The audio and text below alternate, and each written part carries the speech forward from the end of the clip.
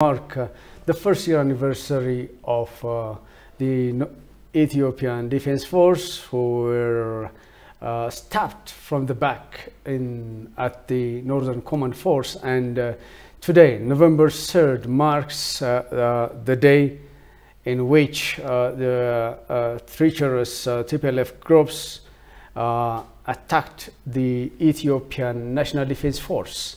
And we say glory to the fallen heroes of Ethiopia, the soldiers that generously paid the ultimate sacrifice for Ethiopia and Ethiopians. Commemorating this day, Prime Minister Abiy Ahmed made this remark, and he said the Northern Command Force was grateful for Ethiopians, and it has paid huge sacrifice in order to save Ethiopian unity and sovereignty, and the bitter fight is continuing. And here we have reporters from our staff, and Salomon Danye and Shfarao Lako are with me, and we will mark this day, raising some issues in the course of this law enforcement operation throughout the year. And welcome to the studio. Thank you, Daniel. And what was your feeling when the Ethiopian Northern Command Force was attacked from the back just a year ago in the evening by their fellow comrades?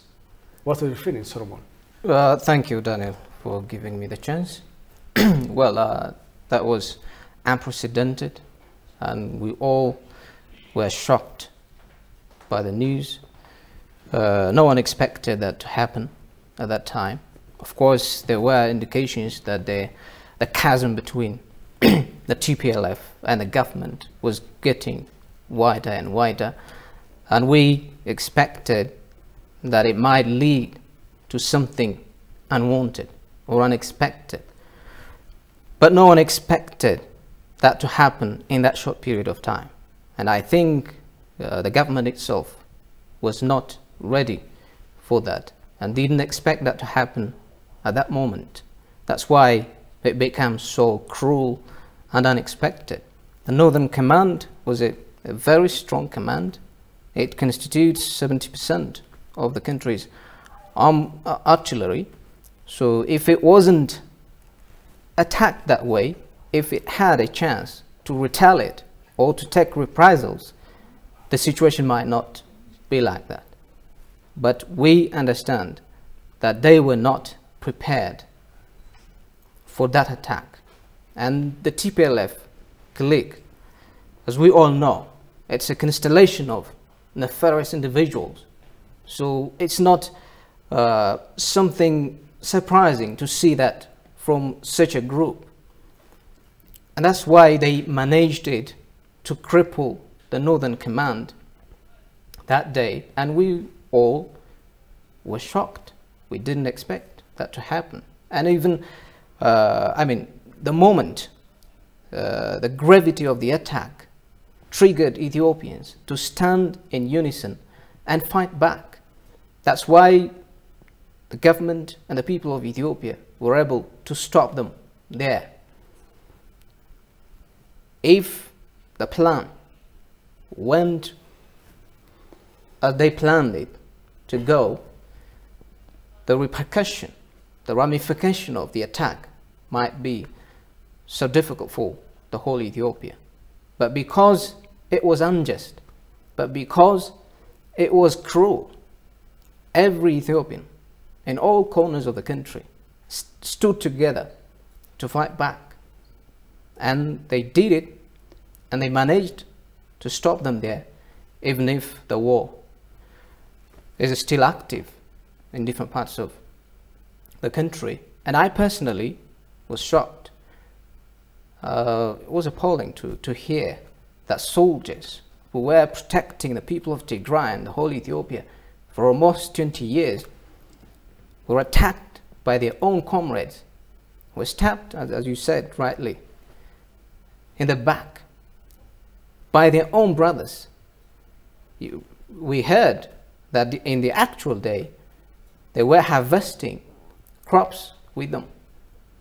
Even they had dinner together. Yeah, they invited them for a feast, and they detained army generals, and they massacred, brutally massacred soldiers, their own brothers, their own friends who've been dining with them for almost 20 years.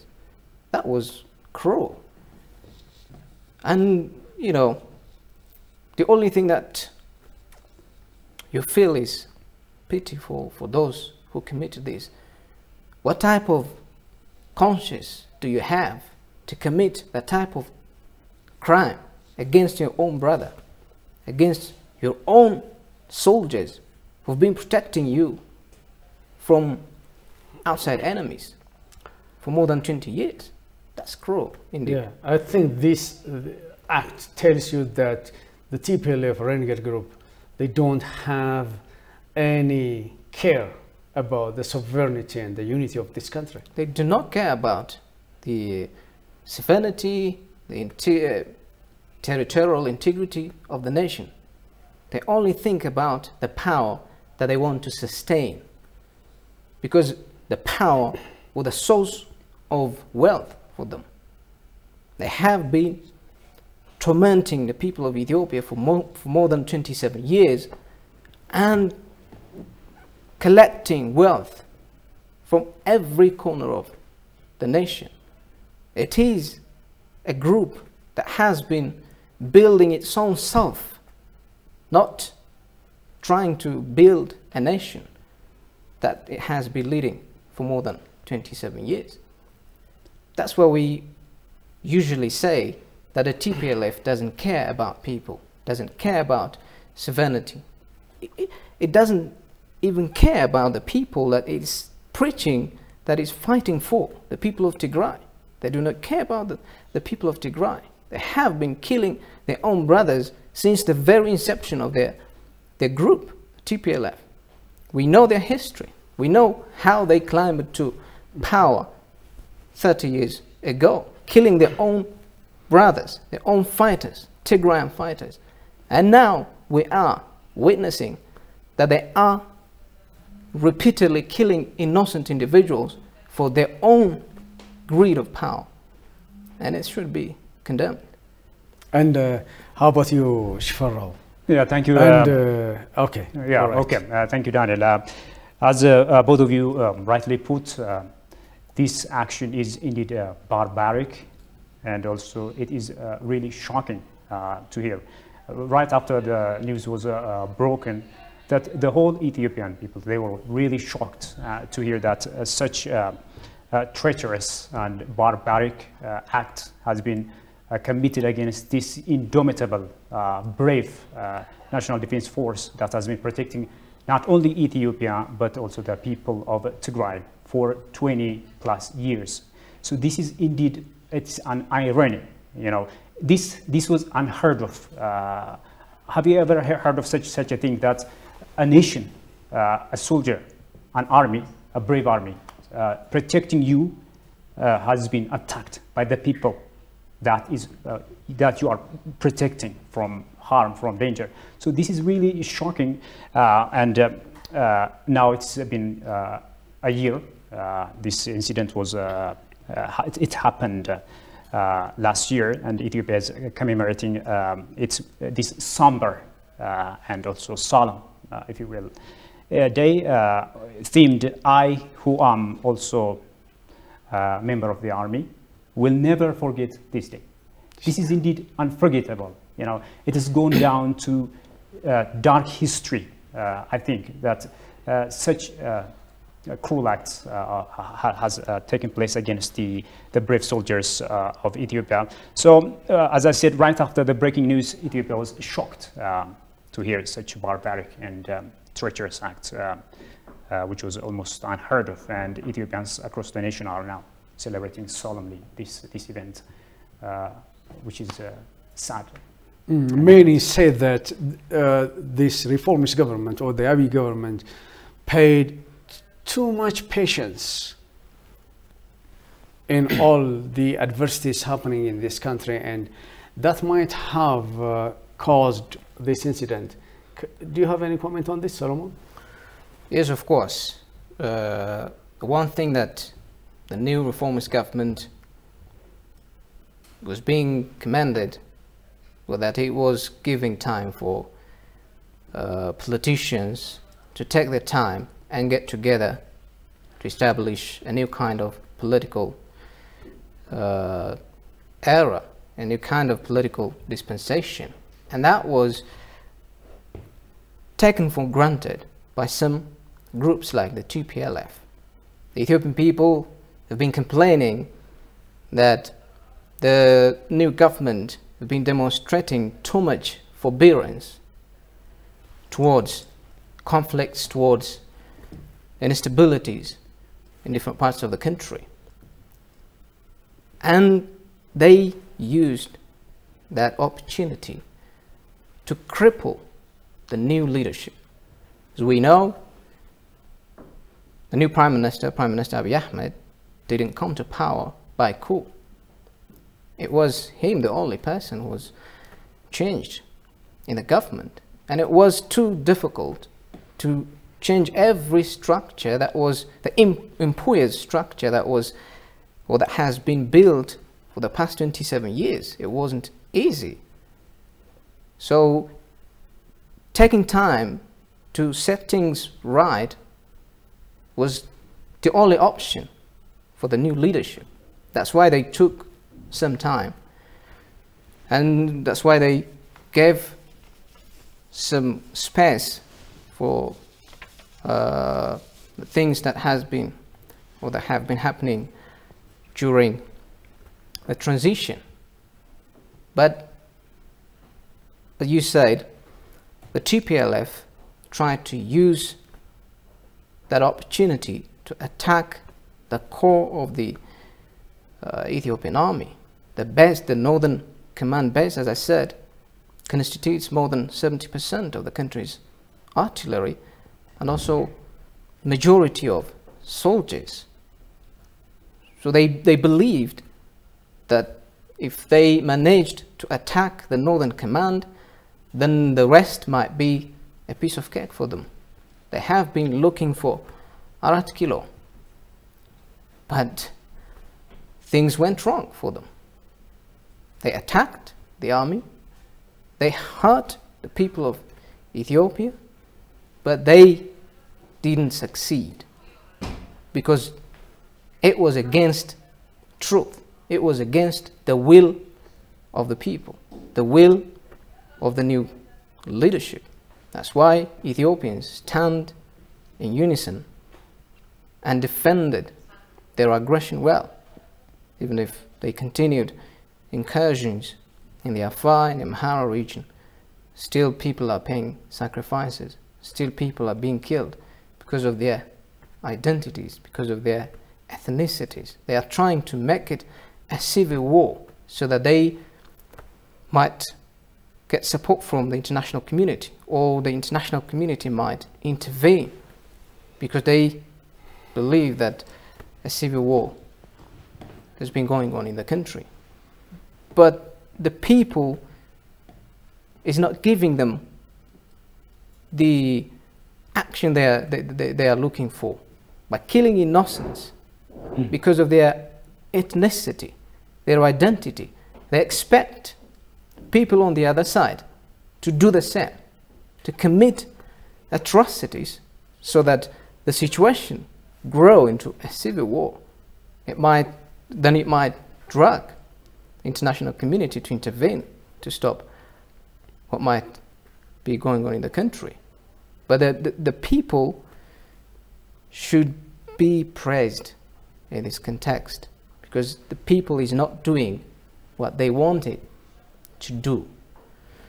So I think that's what I can say. Yeah. Just to add one more, I think, as you know, Daniel, the people were sick and tired of this arrests and various kinds of humanitarian issues and abuse, etc. So I think the new administration, right after the new administration came to power, it's expanded the landscape or the democratic landscape and etc. So that the people could no longer suffer from such issues. This being as it is, the North Command was viciously attacked, and right after that, the government was forced into or provoked to ensure law and enforcement in the country. So right after that, international media outlets began, this defamation, all sorts of accusations against the government. Yeah, the whole world didn't get the right picture of the situation. And we say, glory to the fallen heroes of Ethiopia, the soldiers that generously paid the ultimate sacrifice for Ethiopia and Ethiopians. We say, the whole world didn't get the right picture about this situation. But there are some whom we can mention who were reporting balanced information to the whole world. Yeah. We can mention Jeff Pierce. And you had an interaction with him, you have encountered, and you have produced programs interviewing him. Yeah. And what's the picture you have about this person? Yeah. As you said, I have the opportunity of meeting this journalist, Jeff Pierce. He's a journalist and author, prolific writer, of course, and historian. And he's been writing lots of books about Ethiopia. In the midst of this erroneous information and narration against Ethiopia, there are a couple of people that you can get, a few people that you can get, to stand by Ethiopia and the truth in such trying times. So Jeff Pierce is one of these individuals, and he has been trying to reveal the realities on the ground concerning Ethiopia. And recently he has posted a video about Ethiopia regarding TPLF and other issues. Can we mention Hermela Aragawi? Yeah, Hermela. Yeah, she was also she's a Tigrayan of Tigrayan descent, and she's one of the very few people, just like Jeff Pierce, standing by the truth, trying to reveal the realities on the ground happening here in Ethiopia. In the midst of these false allegations, erroneous narratives being propagated by especially Western media outlets, including CNN and other media outlets. So it's not all that gloomy, doomy thing. There are also some bright futures. People that you can, like a gem, that you can get, so that that can get propagated to the international community that need to know the realities on the ground. Yeah, I think we can say that, referring Hermela Aragawi, we can say that all Tigrayans are not with this terrorist group. There are, we can't divide into two, but there are some who are working with this reformist government and who are principled and who are committed for principles rather than mere ethnicity. Yeah. What can you say about it? Yes, we have seen many things after this heinous attack happened to the Northern Command. In the early days, people might be confused because they might not get the right information about what was going on there. But now I can say that there is some conspiracy behind what's going on. There are people who truly understood the situation and trying to let the world know the truth, like Hermela and Jeff Pierce and some others. There are also governments who are really trying to help people of Ethiopia and the government to come out of this situation stronger. But there are also governments, medias, and people who intentionally, deliberately portray the situation as a civil war, portray the situation as the government of Ethiopia attacking a small ethnic group, a minority. You see, when you portray that, the way the people of the world have been hearing about genocides, then it may put you in a very vulnerable situation, a very precarious situation, that you are committing genocide against a certain ethnic group. That's what they are trying to do. And I don't think that they do not have information. How could the CNN miss an information which is not that confusing, which is not that sophisticated? How could the BBC miss that? How could the US government miss that? The US government knows every piece of story going on in every nation that they are operating in different forms. So I don't think they do not have the right information. They have it, but they are trying to use... They're deliberately manipulating. They are right manipulating, yeah. Yeah. Situation, trying to confuse the world. All right. You have produced just a clip from Jeff Pierce. Yeah, it's the latest of his series productions that he recently produced on Ethiopia, and let's just take a look at it. All right, let's take a look. Hello, I'm Jeff Pierce, and it's after 2 o'clock in the morning, and I'm in my office area, and it's been a roller coaster of a weekend because first we were told that Desi has been captured by the TPLF, and that went out over social media, and the mainstream news picked it up, and they ran with the stories for hours, ignoring the fact that there was corrections from Ethiopian diaspora media and Ethiopian sources pointing out, no, well, insurgents had come into the city, they had been repulsed by the NDF, and then you wake up the next morning and people are telling you, oh, Desi is captured by the TPLF, and then you talk to somebody and they say, no, it's not, and back and forth it goes.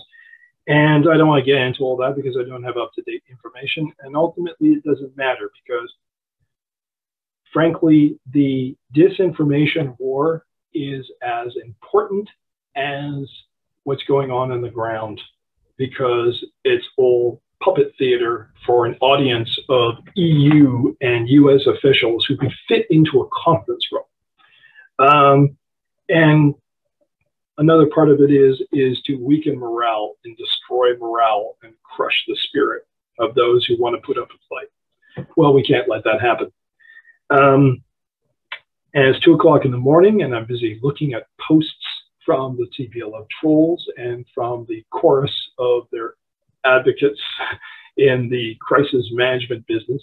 And so you have René Lafort, and you have Rashid Abdi, and you have Tronville, all prepared to throw a funeral shroud over the Abiy government.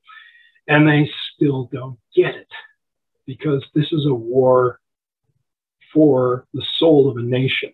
And your ultimate enemy is the Ethiopian people, who hate you for 27 years of rule, who are not going to accept you trying to get power back. They will never let you win, ever.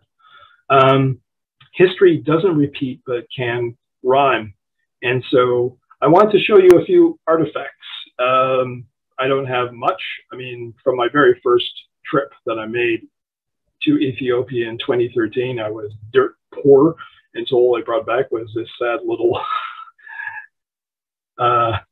paperweight from Tigray, from near the palace of Queen of Sheba on one side and the King Solomon on the other.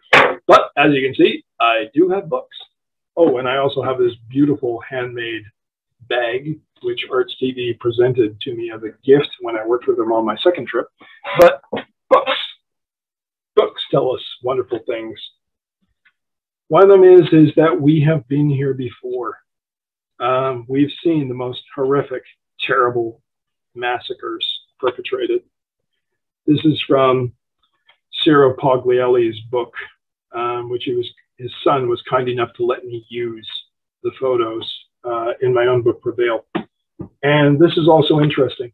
These are letters from John Robinson, the Brown Condor, the American who came to fly for Ethiopia and lead its small, tiny air force without guns. He made courier runs.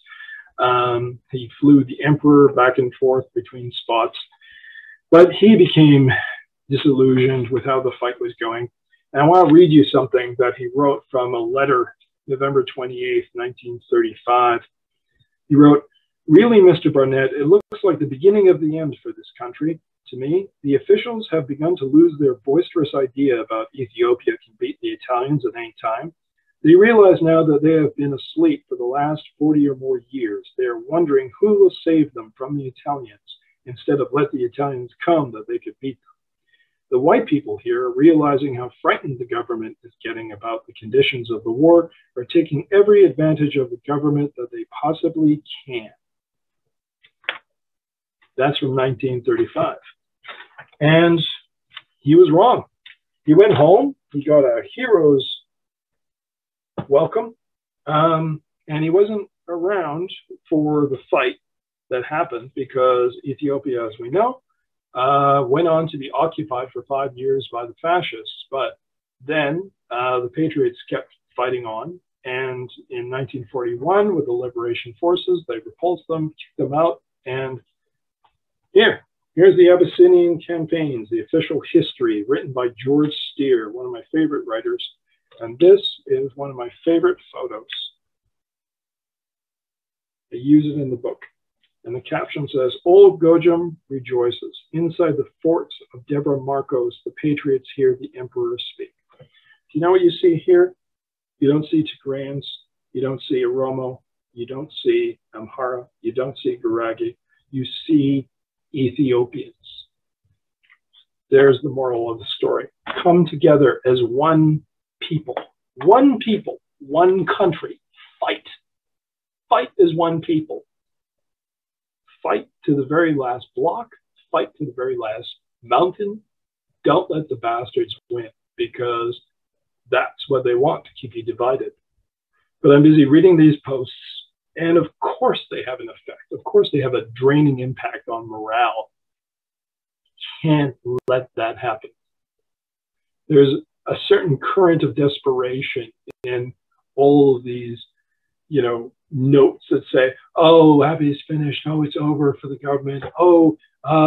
And Rashid Abdi just posted a tweet saying the TPLF ran a clean." I think it's better to work together and to share the resources of this country together. But Jeff Pierce is telling us that the TPLF group was hating the rest of Ethiopians. What to benefit from this? And what do you comment on this? Yeah, as you've been watching, and as Jeff has been saying, there is clear conspiracy against the oneness, the unity of Ethiopians. So all this division, all these divisive actions are part of that plan. And he has been, as you have been seeing, providing various, he's a rich historian, and writer. So he has been providing us with ample evidence and information from various books. So he's telling us that this is part of a drama, for the EU resolution, and also this is the moral boost for the TPLF and people with similar minds. So, yes, yeah, as Shufe rightly said, there is a huge conspiracy behind. No one wants Ethiopians to come together, to stand in unison and develop the nation. Ethiopia is a wealthy nation. So if the people of Ethiopia start the journey towards development, they might not be able to stop that journey. They know it very well. So there should be instability in Ethiopia. One way or another, they support conflicts. They support instabilities. They might try to judge you using moral principles, but that's a cover-up. For example, if we see the diplomatic relations between Ethiopia and the US, it started to get worse before the war started. You see? So the war is a cover-up. The main point is not the war, but the war gave them an opportunity to manipulate the Ethiopian unity. And they are trying to ride the TPLF to dismantle Ethiopia. We remember that when the TPLF-led government was in power, the relationship between the US and Ethiopia was also getting rough. But now they are trying to support them. Why? You see, they do not care about the TPLF. But as long as the TPLF act to create trouble in Ethiopia, then they are there to support. That's why they are supporting.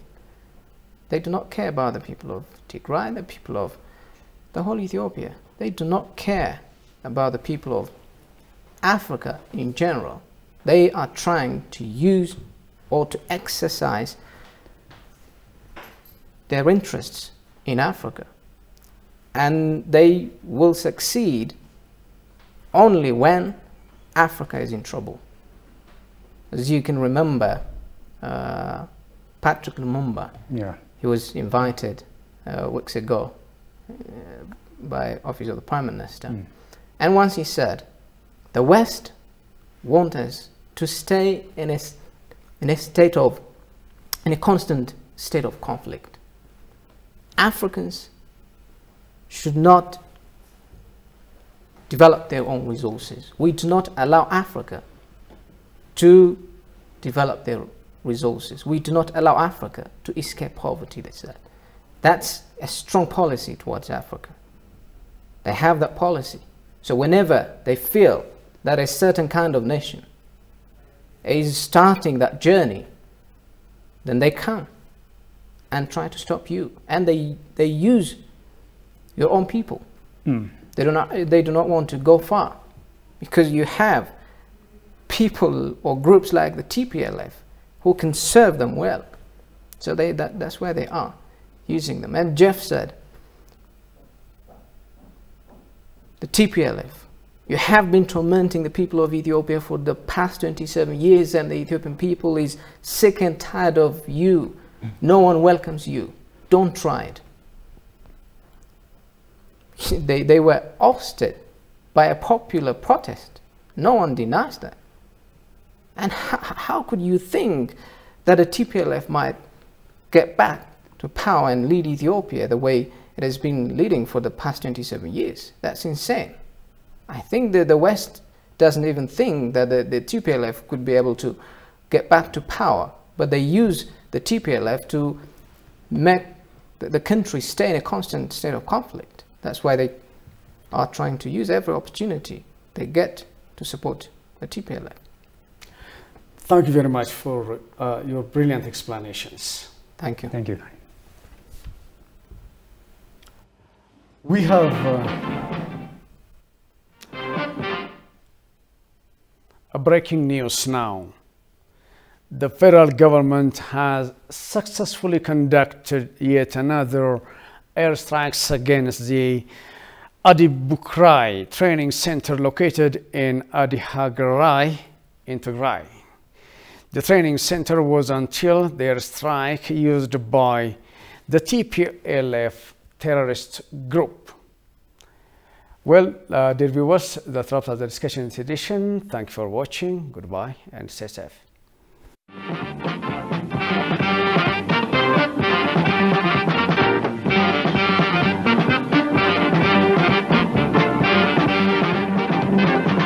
አባቶቻችን የተረከብንሽ እናት ሀገራችን የምንወድሽ ለጅብ ይሁን እንጂ ለአሞራ ስጋችን አንቺ አትደፈሪም ይፈሳል ደማችን ተከብረሽ ኑርሺው በአባቶቻችን ደም በአባቶቻችን ደም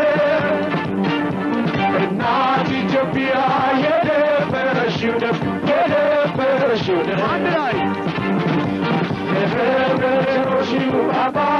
አባቶቻችን ደም በአባቶቻችን ደም እናት ኢትዮጵያ የደፈረሽው ደም የደፈረሽው ደም ተከብረሽ ኖርሽው በአባቶቻችን ደም በአባቶቻችን ደም በአባቶቻችን ደም እናት ኢትዮጵያ የደፈረሽው ደም የደፈረሽው ደም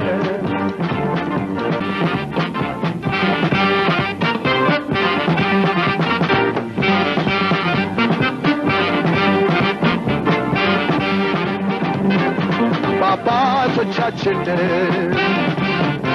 የተረከብንሽ እናት ሀገራችን የምንወድሽ ለጅብ ይሁን እንጂ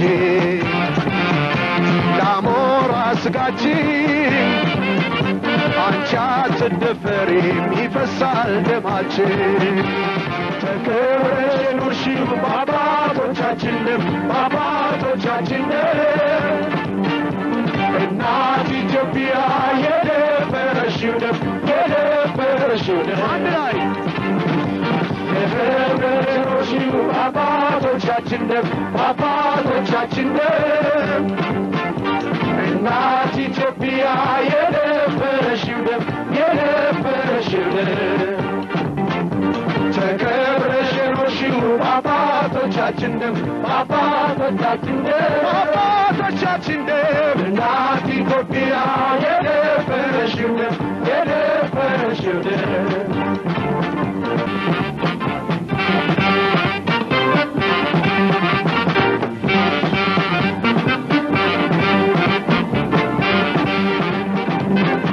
በአባቶቻችን ደም የተረከብንሽ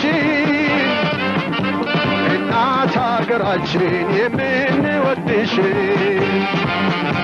ለጅብ ይሁን እንጂ ለአሞራ ስጋችን አንቺ አትደፈሪም ይፈሳል ደማችን ተከብረሽ ኑርሽው በአባቶቻችን ደም በአባቶቻችን ደም እናት ኢትዮጵያ የደፈረሽው ደም የደፈረሽው ደም አንድ ላይ ተከብረሽ ኖርሽው በአባቶቻችን ደም በአባቶቻችን ደም እናት ኢትዮጵያ የደፈረሽው ደም የደፈረሽው ደም ተከብረሽ ኖርሽው በአባቶቻችን ደም በአባቶቻችን ደም በአባቶቻችን ደም እናት ኢትዮጵያ የደፈረሽው ደም የደፈረሽው ደም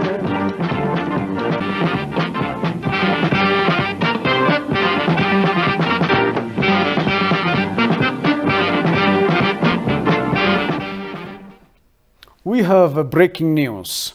The federal government has successfully conducted yet another airstrike against the Adibukrai Training Center located in Adihagarai in the Tigray regional states. The training center was until the airstrike used by the TPLF terrorist group.